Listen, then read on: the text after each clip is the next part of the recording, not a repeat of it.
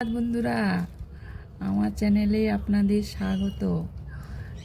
এখন শীতের সকাল, আমি আজকে রৌদ্রে বসে গয়নার বড়ি দিচ্ছি। এখন শীত শেষ হতে চলেছে, তাই আমি আজ গয়নার বড়ি দিয়ে দেখাচ্ছি আপনাদের কেমন করে গয়নার বড়ি দিতে হয়। ধন্যবাদ বন্ধুরা।